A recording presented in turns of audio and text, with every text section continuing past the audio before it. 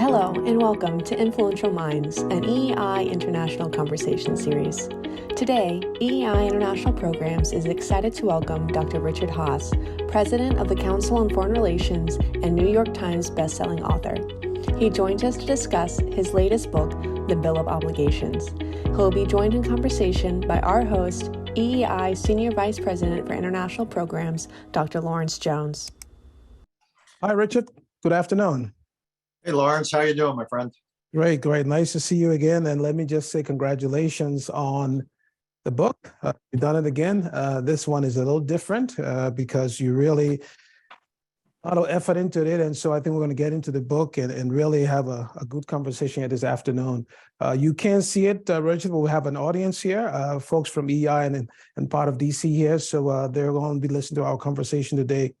Recall the last time we met was about 2 years ago when you had the book out, The World, and you entered the world. We talked a little bit about what was coming next, and you did make a commitment. You said when your next book came out, you would come back to EEI, and you've done that. And so we welcome you here today. So let's get straight into the book. As a global leader on foreign policy, you've been the president of the Council on Foreign Relations for 20 years or more. So I'm going to ask a question, and you address this in the book for the audience. What keeps you awake at night? First of all, good to be back with you. I'll take your word for it that there's an audience. What led to this book, and it's not a book I ever thought I'd write, Lawrence, but I'm out on the road a lot speaking, virtually and now increasingly physically with COVID largely behind us. And in the Q&A part of every session, the question you just asked invariably gets asked: what keeps you up at night? And look, I've got a long list of all the obvious answers, from China to Russia, North Korea to Iran, climate change to pandemics to cyber to terrorism. There's a lot of foreign policy challenges out there that one way or another make their way into our collective inboxes. But increasingly, the answer I started giving was, I'm mostly worried about us. I'm worried about what's happening here, our difficulties in getting things accomplished, the growing either reality or potential for politically inspired violence. And my concern was, if we were so divided at home, we wouldn't, by definition, have the unity, we wouldn't have the bandwidth to focus on these global challenges. And so that's what led me to this book. If you think about national security as a multi-sided coin, and one side is all the external stuff, but the other side of the coin is here at home. And if we don't get it right here at home, we're simply not going to be in a position to be effective in the world. Interesting. And one of the things I like about the book is you really go back and cite past leaders. You go all the way back to Thomas Jefferson, and you bring up the current day leaders. You say in the book, Richard, that one of the two cornerstones for a successful democracy rests on rights and obligations. Talk about the rights perspective, and in that regards, just talk about how the whole Bill of Rights came to be in the United States. Look, if you did a free association test with people who are with us today, and you ask them what words do they associate with democracy, very quickly words like rights and freedoms and the rest would be mentioned. That's our instinct, and it's for good reason. That's what makes democracy, in part, a democracy, that we have these rights. What's interesting is when the United States was founded, we went through the unsuccessful experience of the Articles of Confederation. And it was a dysfunctionally weak blueprint for government, and nothing could really get accomplished. And the young country was really in jeopardy. And you had this constitutional convention. Interestingly enough, it wasn't to come up with a new constitution, it was to amend the existing one, to amend the articles. And very quickly, it became clear that the articles were so weak, were so flawed, that they didn't provide a basis for an effective, adequate government. So essentially, they were tossed out, and people began to design a new constitution, what I like to call Constitution 2.0. And the big debate, or one of the big debates at the time, though, was how do you create something that's stronger, that embodies more power and not have it become a threat. Because the memory of Great Britain and fighting a war of independence against tyranny was, shall we say, rather fresh in people's minds. So the entire anti-federalist cause, as it became known, was based upon the idea that this new constitution was creating too powerful of a government. And when the Constitution was finally agreed to in draft form, you had the process of trying to get the states, the original states, to agree to it. And very quickly, you had became clear that the only way you could do it was coming up to get them to ratify it, to get a sufficient number of states to ratify it, was that you would have to introduce certain essentially freedoms, or what we now call the Bill of Rights. And certain states essentially said, we're going to ratify this new constitution, but it's conditional. It's conditional about providing certain protections. Some of the protections were aimed at individuals, some at states against this new federal government. And originally there were 12, it got boiled down to 10. And that's essentially what we call the Bill of Rights, which hopefully, maybe not anymore, but many school children live, and we all know about freedom of speech and, the right to bear arms, the right against self-incrimination. You go through the Bill of Rights, and that's essentially, it was part of a political deal, to put it bluntly, that if we were going to create a stronger governmental structure, we had to provide protections, largely, by the way, for states. And it wasn't for, until the mid 19th century, till after the Civil War, that you had the 14th Amendment, which provided those protections for individuals against states as well. But that's part of the story of the first 75 years of American history.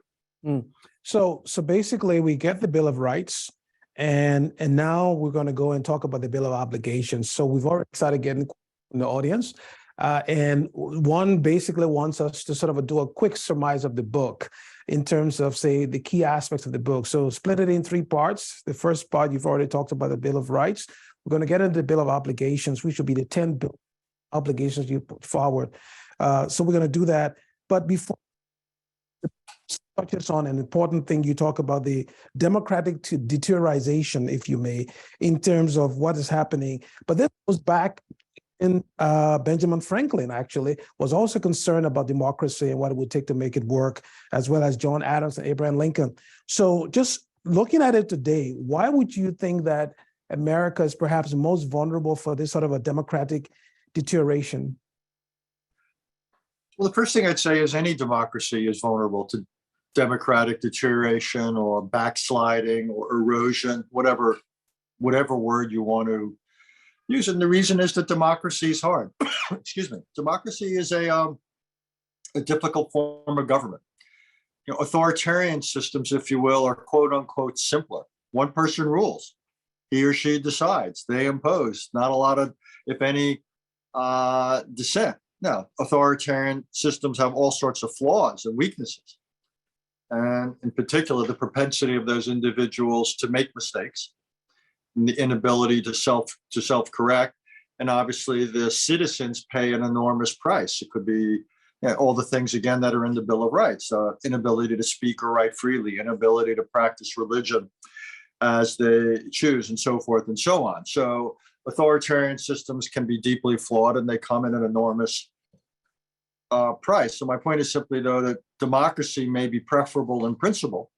Indeed, it is preferable in principle. Making it work, to sustain it in practice, isn't hard. And a lot of the founders were worried about it. We didn't have a lot of experience. The experience they just had, the Articles of Confederation, were hardly confidence building.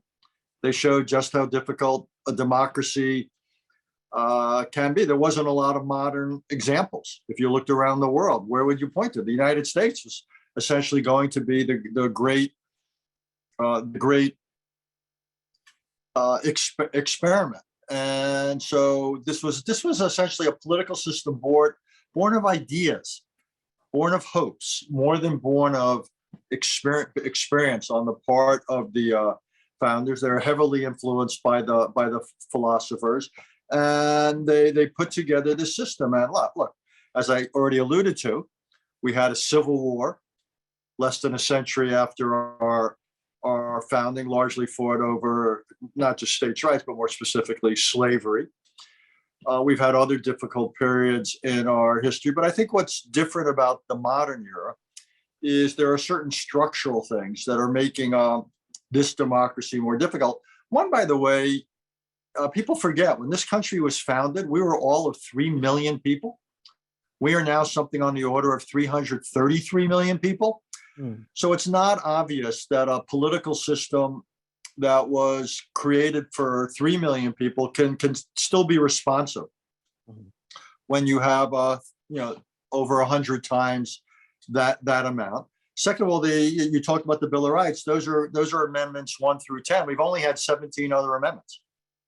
This is not an easy to amend by design constitution. We've obviously instituted a whole lot of changes, but the idea is not to make changes, shall we say, too easy. We've got other problems in our modern democracy. I think what's happened with media, Lawrence, is a big part of it. I'm old enough to have grown up in the age of broadcasting, 3 national television networks and the like. We now live in the era of narrowcasting, with literally hundreds of cable stations. Then you got satellite radio, FM radio, AM radio, and then you've got social media. And what happens now are people increasingly gravitate not towards media that are national or collective experience, but increasingly gravitate towards media that often confirm or reflect their own biases or comfort. I'll be more neutral.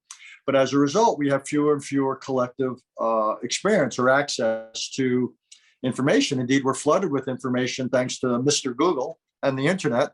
The problem is there's no gatekeeper there. And a lot of what comes at us is actually misinformation, conspiracies, misstatements. Other things include the larger role of money in American politics. It's weakened American political parties, which used to be something of a mediating or moderating type of mechanism. We don't teach civics very much in our schools anymore, or if we do teach it, it's not very good. In recent years, there's been a lot of difficulty with wages, real wages, and so forth. There's been a pandemic. And there's a lot of frustration with what the government and elites have delivered. The wars in Iraq and Afghanistan contributed to that. So I could go on, but there's a lot of frustration with democracy. There's less and less collective experience in our society, less and less understanding of the historical value of democracy or what it takes to make it work. So I actually think American democracy is for all those reasons is unsurprisingly vulnerable. Okay, well, let's get into the Bill of Rights or the Bill of Obligations. You say, Richard, that obviously the American democracy really hinge on these obligations, and I would dare to say that more universally, I think these 10 obligations could apply to any democracy. And so we've given the card to everyone in the audience. You have a copy of the card so they can see it. And those online, you can actually get these cards. It's a pretty good summary of the 10 Bill of Obligations. We're going to go through them. We're going to start with obligation number 1, be informed. Thomas Jefferson argued about this. In fact, 2 centuries later, President Obama, he made the statement that this democracy doesn't work if we don't have an informed citizenry. So, Richard, what is an informed citizenry, and how does one become an informed citizen? It wasn't just them, also Ronald Reagan, just to make this clearly nonpartisan. Reagan talked about the importance not just of patriotism, but informed patriotism.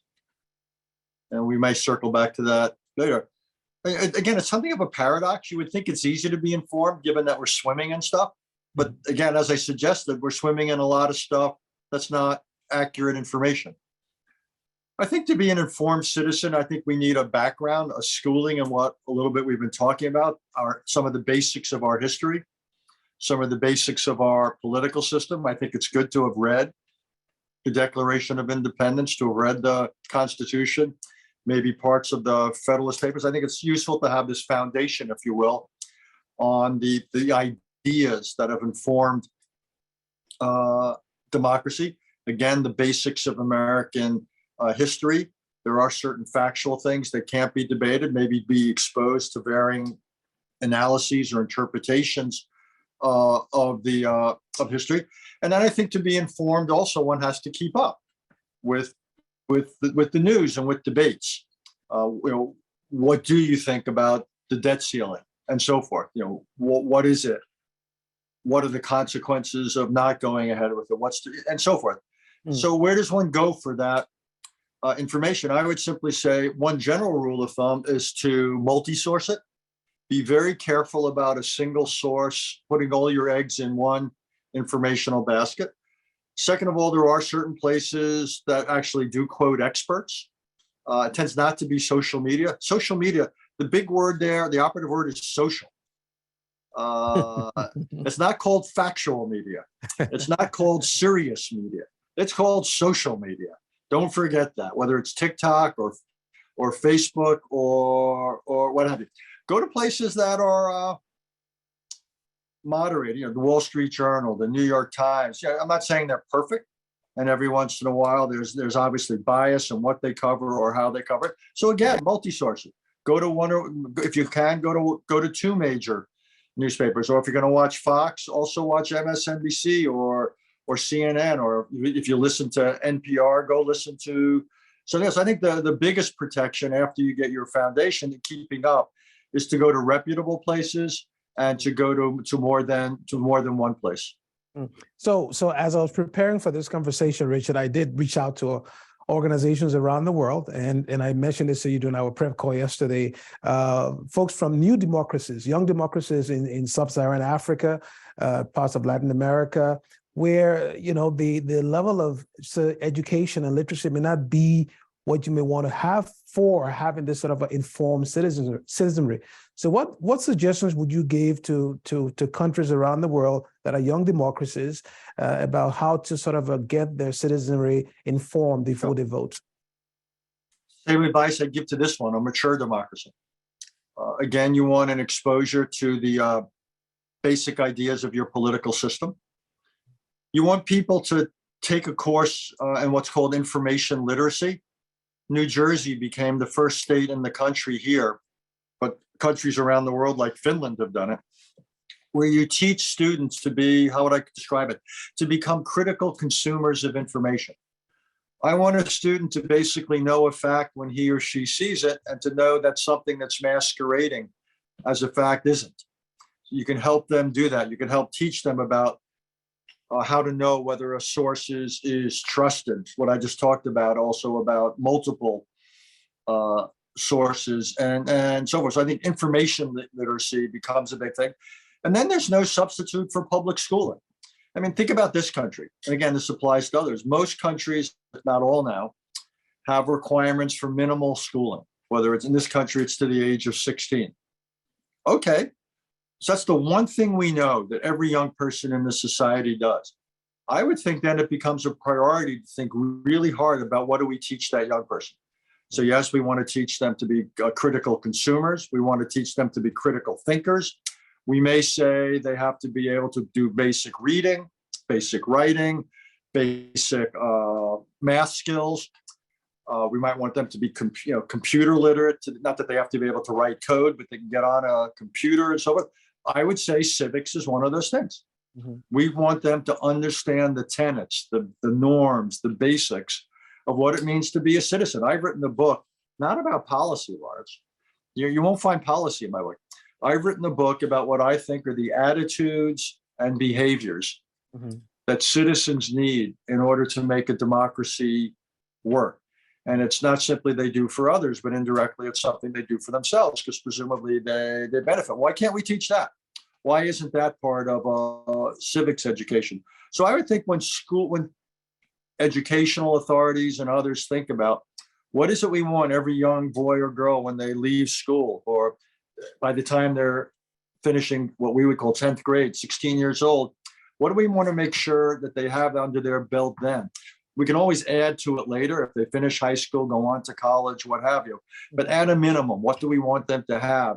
And I think that there's no substitute for public education that provides this kind of skill set. We're going to skip over some of the obligations because they're probably perhaps evident, but I want to go back briefly to the get informed. You write in the book, you make an observation that America is a country of immigrants. And the observation you make is that actually immigrant Americans are perhaps more informed than Native Americans. Yeah. I mean, those who are born in America, right? And they Yeah. do more work in studying the Constitution before they take that test to become a citizen. Talk a little bit about how important that is, that the immigrants who come here actually learn a lot about America compared to perhaps those who are born here. Well, a couple of things. One is, as you just say, in order to become an American citizen, you've got to pass a test. And I've actually looked at the questions, and when immigrants have to pass it, a lot of Americans in various experiments have had trouble with it. So, and these are pretty basic. The questions, by the way, are not advanced in many cases. They're pretty basic questions about this political system. I also think that immigrants have one other thing that's really important. They voted with their feet to come to this country. And as a result, they've usually come here for a purpose, whether it's a political purpose, an economic purpose, whatever, but they have chosen to come here. I believe, by contrast, Americans who are born here, and I'm one of them, we tend to take it for granted. This is all we've known. We didn't have to vote with our feet. We were American citizens from the get-go. And as a result, again, it's part of almost it's like oxygen. It's necessary, if you will, but you don't notice it. So I think a lot of Americans take democracy for granted, don't get a schooling, and it gets back to the same question, and then get frustrated with policy or outcomes, be it inflation now, whatever, and then are willing to throw out the baby with the bathwater. So I think immigrants come to this country with both, in some cases, greater knowledge, but also greater appreciation, because they've experienced, in most cases, authoritarian systems, total breakdowns in law and order, extreme poverty, prejudice, discrimination. So they've come here for opportunities and freedoms and the like. And I actually think Americans often take that for granted. So the next obligation, number 2, is get involved. And obviously the key for that is voting. It's important to vote. So I want to skip that. Not that it's not important, but I want to go to obligation 3. Stay open to compromise. We mentioned earlier how compromise was key. Without compromise, there would be no America. So why is compromise so difficult today? And how do we fix it? It's a good question. I realize you're asking the questions and I'm supposed to answer them, but compromise was essential to the Constitution. One of the great 19th century political figures, Henry Clay, was renowned as what? The great compromiser.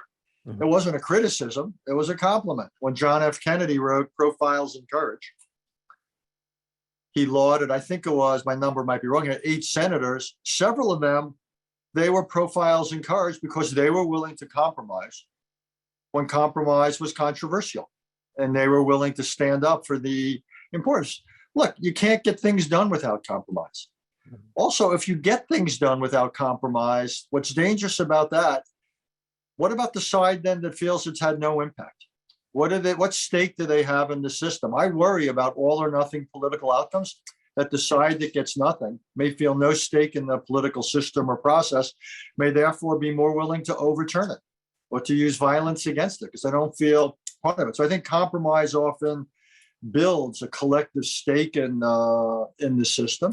It means you don't take dramatic departures quite as much. Doesn't rule out continuing to change, compromise built on compromise and all that. And don't get me wrong, I'm not always saying compromise is right. There are moments to stand firm, particularly on matters of principle or where a compromise would hurt. You've always got to ask yourself, what's the alternative? If I compromise, what am I likely to get? If I don't compromise, what's likely to be the consequence of that? And you've got to ask yourself, in some cases, even if compromising only gives you half a loaf, that might be better than either getting no loaf or destroying the kitchen. And you've got to ask yourselves those questions. I think it's probably become a dirty word a little bit with social media and other things, and just the way money is organized in American politics. It's very easy for single or narrow interests to focus on an individual compromise. So people who are satisfied with nothing less than everything are going to be critical of anybody who agrees to something rather than everything. Or social media, again, will take a narrow focus. So I think it actually has become more difficult, not less, to compromise and politically prosper. Mm. So obligation 4 and 5, I sort of tie them together. 4 is remain civil, and 5 is reject violence. Talk about civility and the Sure. importance of civility in democracy, and why we should definitely reject violence by all means. Well, civility is important because we've got to work together. We got to live together. We got to work together. And if I'm uncivil at, what time is it now? At 12:30 on a Tuesday with you, why do I think at 4:30 this afternoon or 3:30 tomorrow afternoon, you're going to be willing to work with me on something else? Mm-hmm. We've got to learn how to disagree without destroying relationships. That's what a democracy requires. I mean, whether we're in the same Congress or we're in the same neighborhood or in the same school or community or church or what have you, we've got to learn how to work together, because inevitably we're going to disagree on certain issues. So civility doesn't mean you pull your punches. It means the way you advance your arguments does not get ad hominem. It does not get disrespectful. You make your case on the merits, and I may or may not be able to persuade you. Okay. And then we have to, but you don't, I don't attack you on whatever basis if you simply see things differently. Violence, if you will, is probably in part the ultimate escalation of incivility. It's a kind of intolerance and the rest. This society doesn't survive if we get violent politically. That's called terrorism. The definition of terrorism is politically inspired violence. We had a taste of it on January 6th. I've seen a lot of it up front. I was the U.S. envoy to Northern Ireland for 3 years. I went back subsequently as an international mediator in Northern Ireland. Northern Ireland went through the Troubles for 3 decades. And what you saw was decentralized, sporadic political violence killing thousands of people. And it undermined the society, undermined the economy. We do not want that to happen here, where state houses or important economic sites or individual political leaders start getting assassinated. If we have that kind of a breakdown in the society, without stability, security, the rule of law, nothing operates. People won't be able to go to school, go to work. Our freedoms, the Bill of Rights, if you will, where we began, will erode very quickly. And so one has to, again, I'm not arguing to pull your punches. And even at times, people may decide it's worth breaking the law. That's what civil disobedience is for. But civil disobedience is a reformist approach. It means I'm going to break the law, but I will accept the penalties of the law, fines or imprisonment. Individuals do not have the right to use violence except in self-defense. They do not have to use force except in self-defense. They cannot use force to advance their political aims, because if that happens by one individual or group, you know and I know, it's only a matter of minutes before a group that feels differently will also start using violence to advance its political agenda. And then we've got serious conflict on our hands. Yeah, I think the issue of remaining civil is so critical. I mean, we experienced it firsthand in my native country, Liberia, where we had the Civil War, and we've talked about it before, where things just fall apart, and you have that sort of a horrible chaos. But just sticking on civility, I was intrigued by this story regarding, Justice Ginsburg and Antonin Scalia. Talk about two people who completely had different political views, but their private life was very intriguing in terms of how they were civil to one another. What can we learn from Scalia and Ginsburg in terms of civility? One is that we're not defined necessarily by our political views. I don't know all of your political views. You don't know all of mine, but I kind of like you. And just because we disagreed and you've thought things through and you've come to a certain perspective and I've thought things through and come to a different one, well, of course we're going to disagree on some things. Mm-hmm. But I don't need to reduce it, therefore, that you are less worthy or less anything as a result. You just come out in a different place. It may reflect your values, your experience, what have you. Also, what's so interesting about Scalia and Ginsburg, Justices Scalia and Ginsburg, is they were so different. Yet they each found the exchanges with the other educational. And they learn things. It's amazing what you can learn if you listen and you hear the other person out. So I love that. And it actually, in some cases, they would return to their own arguments and say, gee, when I made this argument, I wasn't taking that into consideration. So in some cases, it strengthened their own arguments. In other cases, they revisited their own arguments. I love that. I love that kind of openness. And again, at the end of the day, they could disagree at the court during the day and still go out and enjoy dinner and the opera at night. I thought that was a fantastic recipe for a rich life. I like the quote in the book from Scalia when he said, "I attack ideas, I don't attack people." I think that's a very important one. So let's go to obligation 6, which I think is a big one. Value norms. What's the difference between norms and laws? Laws are rules that you have to obey. If you don't obey a law, you pay a penalty. It could be a fine, it could be imprisonment, what have you. Obligations are rules or behaviors you should do. You should do because they provide the cushion to a society. They may be virtuous behaviors. They may be respectful behaviors. They may be behaviors that increase the functioning or the welfare of the political system, the society. You can't, for whatever reason, mandate them, but they're important to be respected and honored. And without them, we pay a price. Look, the most basic norm in American democracy is the peaceful transfer of power. And the idea that the outgoing president and the incoming president get in a limousine, they share the back seat, drive down Pennsylvania Avenue, and people basically see them come out and they stand at the steps of the Capitol during the inauguration, and it sends the message, this democracy is bigger than any individual. This democracy is bigger than any differences that divide us politically or personally. What a powerful message of civics to this country. What a powerful message of civics to the world. It's really instructional. It's inspirational. And when it failed to happen 2 years ago, I thought it was a terrible day for America, because what we were seeing was an individual sending just the opposite message. And it was predicated on not facts, but it was predicated on misstatements. So I thought it was a bad day for American democracy. There's many lesser cases of norms. It's basically how we conduct ourselves.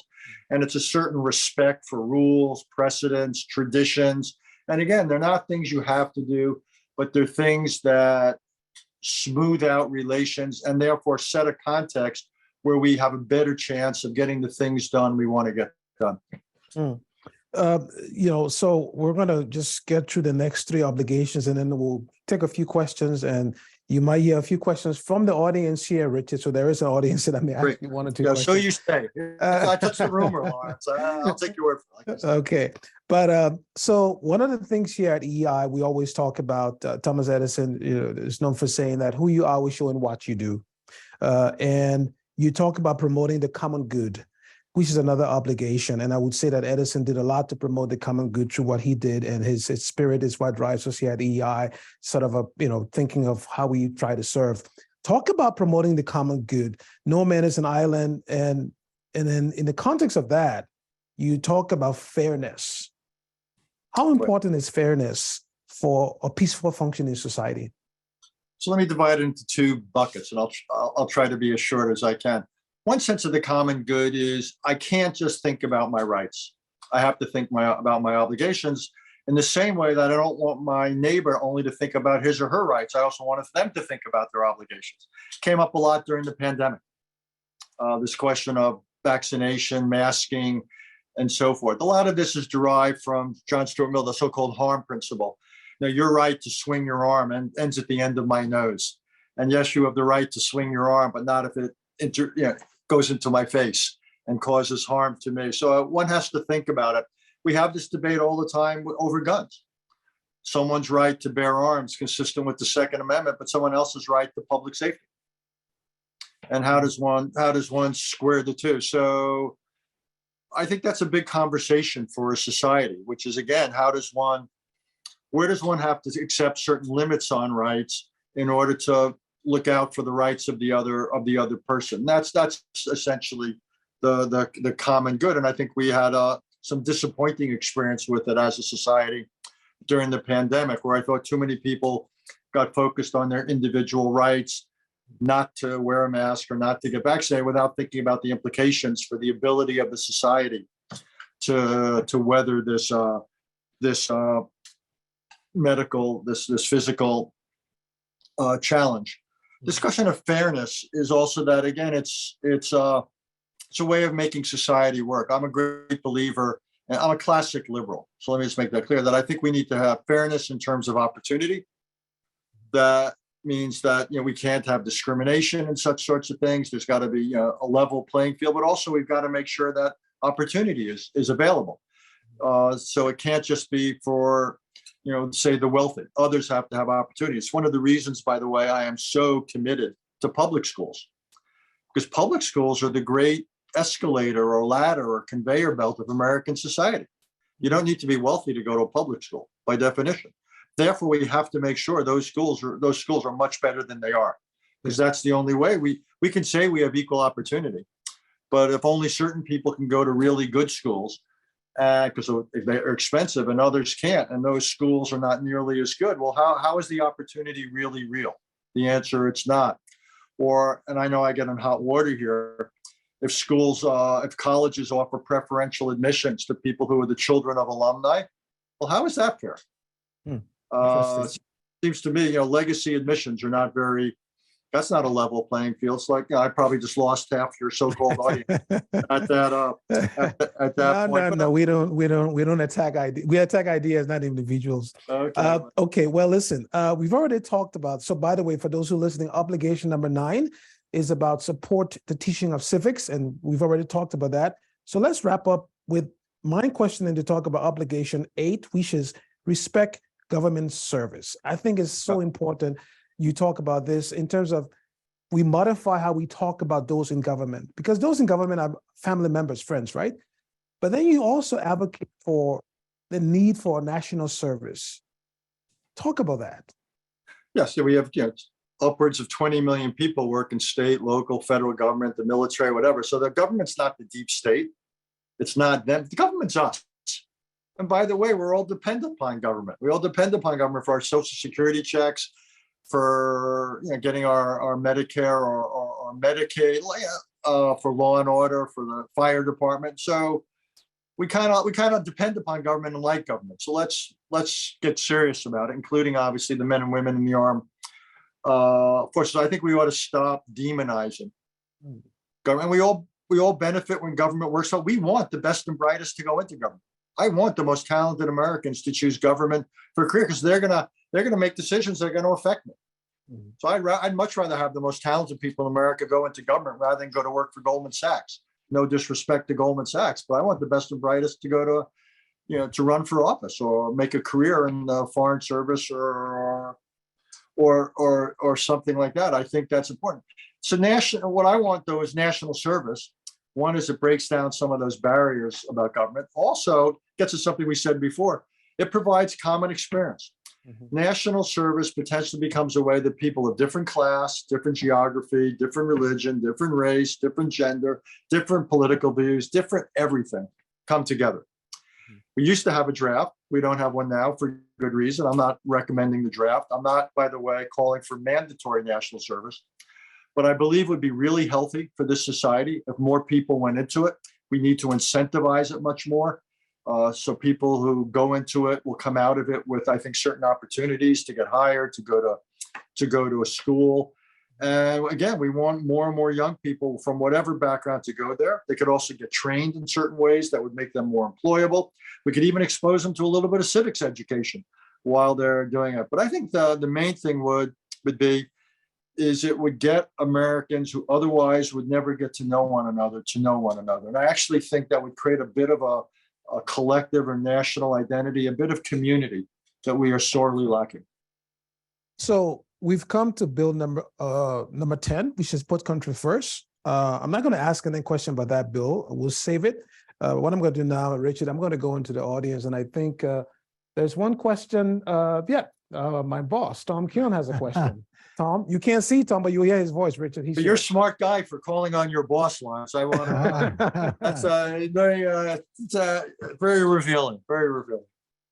Richard, number one, this was a great interview, and congratulations to you, Lawrence. But this is another terrific book you wrote, and it really, you would love to see when people are sworn into office that they take the obligation to compromise. I think that would be a great thing to have done. We had a breakfast this morning with the heads of trade associations, some of the largest trade associations around the country. And one of the topics that came up was the obligation to speak out when you think things are wrong, like a January 6th situation. And, you know, for business leaders, that's can be a precarious thing to do because you're off message from what your normal business is. But I think it is very, very important that there is an obligation to speak up on situations like that, and it takes it takes courage, because if you don't, if you don't say anything, you're safe. If you do say something, there's obviously a lot of people that can disagree with you. But what do you think we need more? Do we need more of that from business leaders and association leaders, et cetera? In a word, yes. I think it can be done in a way also that mitigates some of the risks you just suggested. I don't think business leaders necessarily need to stand up and say on this or that policy.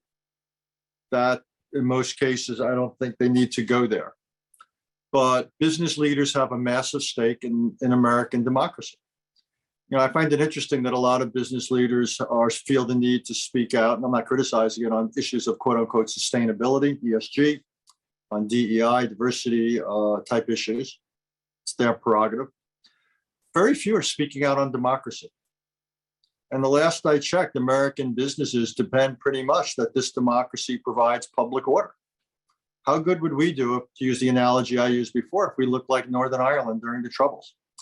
If it wasn't safe to commute to work, or consumers couldn't go to stores, kids can't go to school. So I think that business leaders have a massive stake in this being a safe and stable, secure society. They also have a big stake that government gets things done and gets reasonable things done.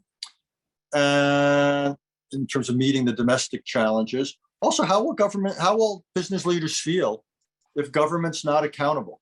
If things like the IRS or regulatory agencies start doing things for political reasons, they're not going to want that. How would the CEO of a company or the head of a trade association feel that he gets audited by the IRS solely because he contributed funds to the political opponent of the president or something like that? So I actually think business leaders have an enormous stake that government is fair, government is transparent, government is tries to get some things done, and government provides public order.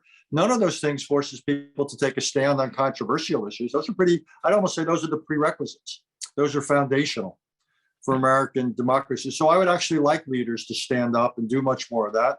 I'd also like them to make it easier to vote. It's interesting. We just had one of the most critical midterm elections in our history. More than half of eligible voters didn't vote. So I believe businesses have an obligation to make it less difficult for their employees to vote. I'd also like businesses and other groups to think about how to make it easier for people to go into government, whether it's the military reserves, but also why not allow someone to maybe take a leave of absence? And what I'm calling for with national service were to happen, or to go work in an administration, like all this talent.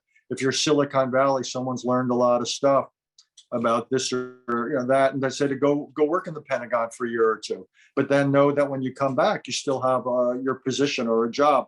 So I would like business to basically think more about what it can do to protect and to promote the success of our democracy. And I think it can be done in a way that doesn't get business leaders in hot water. Okay, we got a few more questions. You have one. Phil Miller, Executive Vice President of EEI, my second boss. All my bosses are showing up here today, Richard. What does that say, Lawrence? Well, thank you for writing the book, and I'm going to urge my teenage kids to read it as well, because there's some great lessons there. I'd like your reaction to this idea, which is, in my mind, most of the world's evils come from people's personal insecurities. And I'm wondering how the Bill of Obligations can fit into that concept. Maybe you disagree with it, civility certainly is part of it, but I'd like your reaction. Yeah, the answer is I don't know, in the sense that I find it pretty hard to figure out why I do some of the things I do. I find it really hard to figure out why other people do some of the things they do. Indeed, one of the things I tell the people who work for me here when they're writing articles and books is when it comes to civility type things, I give them two pieces of advice in the For What It's Worth department. One is don't attack, consistent with the Scalia thing, attack ideas, not people. Don't make anything ad hominem. And the other is don't spend your time thinking about motives. Don't basically say this person's only doing this because of their ambition or because of this or that.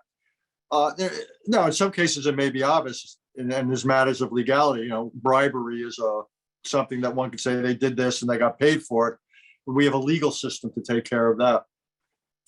But I don't find it useful, in part because I don't know why other people do things, and they may not even know, or people may do things for many reasons. So my sense is just to take it at face value that I almost don't care why they do what they do.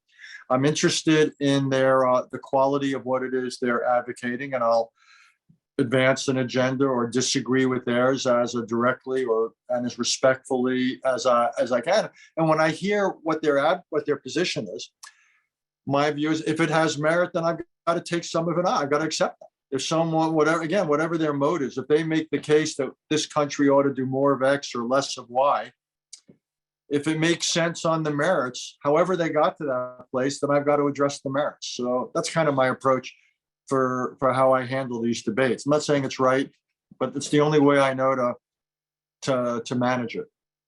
So we'll take one more question from the audience, then we'll come back and take a few questions from the chat box. Question, go ahead, Sandra Baer. Hi, Dr. Haass, this is a most amazing book on several levels. I've already written about it on LinkedIn and said everyone should read this book. I'm not kidding. Well, Sandra, first of all, thank you, but I don't understand then why you are not Lawrence's boss also, because you've got such insight and judgment. I think Lawrence is one of my bosses. So. But I really, I want to go back to this thing about getting involved, because of course, voting, that's it's an embarrassment to me that so few people that can vote don't vote. But getting involved, what I wrote on my LinkedIn piece was, and I work with cities for a living, so I'm talking to city leaders and governors and directors of different government entities, and I really want more people to get involved. Like, get involved, go to meetings. I mean, I guess COVID changed our personal in-person kinds of activities in that regard. But what would you? I mean, and also the big part of that is getting young people involved, and really getting their opinion, listening to them, finding out they're living such a different life than older people. Anyway, do you have any recommendations about what we could do? And when I work with city leaders, what could I tell them to do to get more people involved in a meaningful way? Thank you. Well, thank you. Well, first of all, again, it's one of the reasons I want civics to be taught in schools. I want people to understand why democracy is important. And I love the idea, again, that the best and brightest might go into it, because it's important work, it's satisfying work, it can be interesting work. As I said before, I like the idea, of businesses making it easy for people. It doesn't have to be a career decision. It could just be a couple of year decision, something like that. I think there's lots of options for getting involved politically. It could be, working at polls. It could be organizing for this or that political party. I mean, to get people involved in causes and to get them motivated there, it seems to me makes great sense. I'd get people to get more informed. My own view is when people get more informed, it often leads them to getting more involved. They understand more what's at stake. They get stronger, more informed views about certain policy outcomes, why it would be better if this were to happen as opposed to that. And that often motivates or galvanizes action.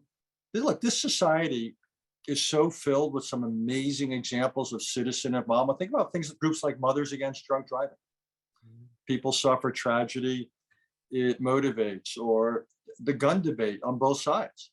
You have some people getting involved to limit gun restrictions, but then you have people, after Jim Brady got shot, he and his wife dedicated their life to advocacy for limits on guns. There's no shortage of avenues for political involvement from the bottom up. It's one of the amazing things about civil society, about this country, is that there's avenues. Look, there's been a lot of focus recently about school boards, and you've got people talking about parental rights, a lot of concerns about curricula. Okay, but what's holding those back who disagree? Just say you want to advocate for X, and it goes like I want civics or other things. Get involved. I mean, it seems to me that this, as you go through life, what I always tell people, my regrets tend to be more regrets of omission than commission. It's what I didn't do than what I did. And if you don't vote, you don't go to the school board meeting, you don't devote extra time to this or that, what you're basically saying is, I'm going to let those who are willing to do those things decide for me. And I would just remind people that not doing things is every bit as consequential as doing things. But one of the great things about American democracy is it's still sufficiently open or porous where people can get involved and get things accomplished. The system is responsive at the end of the day. So Richard, let's wrap up. We have about 6 minutes left, and I want to just touch on two things. You talk about service, and I must mention here that in our industry, the unsung heroes are the men and women who keep the lights on. They're not seen, but I think part of service is not just working in the government. You can also serve by working in different industries that serve, right? And so I think for keeping the lights on, you have the electricity workers, the men and women who helped during the COVID. They were all serving in their respective roles. So you don't have to be in the government to serve, but you can serve from wherever you sit, right? So let's just wrap up by talking about. Can I say something, Lawrence? Sure. I thank you for saying that. And I didn't mean to say just government. I had an interesting conversation yesterday. I don't think I'm telling tales out of school, with a former congressman who's trying to create a museum of service, in which this museum would showcase and celebrate whether it's nurses and doctors who gave their lives during COVID, or people who do all sorts of things, from the military to teachers and so forth, but basically people who are living lives and doing jobs that benefit other Americans or other citizens. And I think that's I like what you said, because I didn't mean to suggest, and I apologize if someone took it that way, that government is the only way you can serve. It's one way you can serve, and you're right to highlight other jobs, other professions, other careers. Thank you. So we have, everyone here has gotten a card, the Bill of Obligations. And what they didn't know before coming here, Richard, I think there are about 20 people in the audience. They will each get a copy of your book for taking the time to come and join us here today. And my staff, they'll look at me like, we didn't decide that. Well, I just made that decision. So, but I want to wrap up by talking about the next generation. There was a question that came in the chat about how do we teach the Bill of Obligations to kids? I think this is so important. Phil was into talking about his teenage kids, but starting from from elementary school, how do we start teaching people about the Bill of Obligations? It's an important question. One we've already alluded to, which is what happens in schools and classrooms. Religious figures, people who preach in the churches, synagogues, and mosques. Issues like nonviolence, civility, looking out for one's fellow,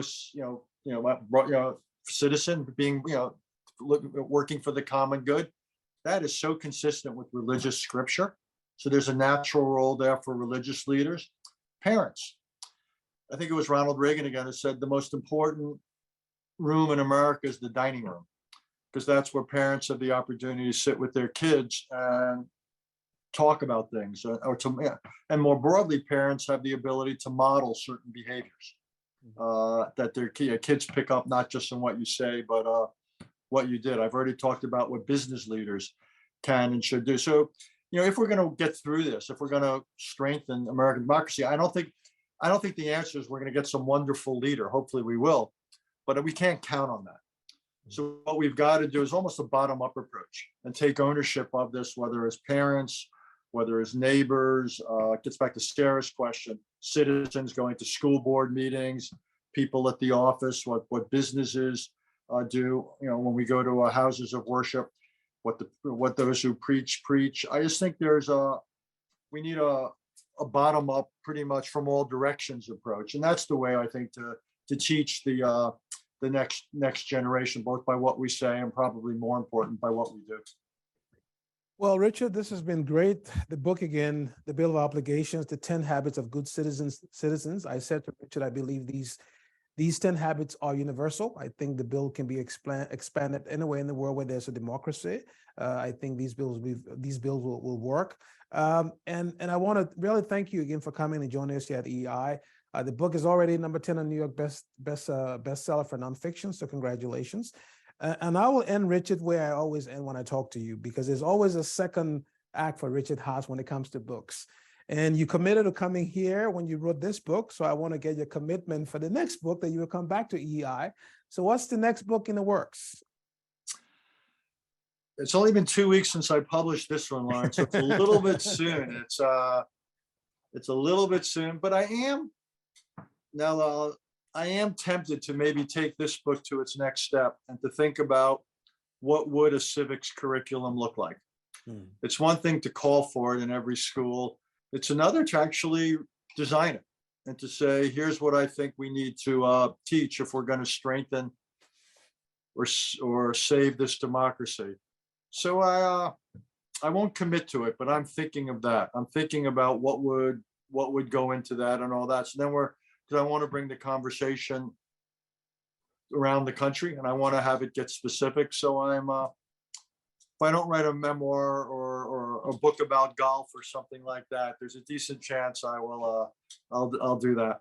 Well, since I like to give myself assignment, there is an assignment I gave you yesterday, Richard. I will remind you of it. That you're going to write an international version of this book, because I think this book could be in the hands of every citizen of the world. So if you don't write your book, I hope you would take me on the offer and write my version or your version of this book for the international audience. So those in the audience who Richard haven't seen, please join me in giving a round of applause for Richard. Thank you all. Thanks for having me back. Thank you, and good luck, and see you soon. Take care. Be well, be safe. All right.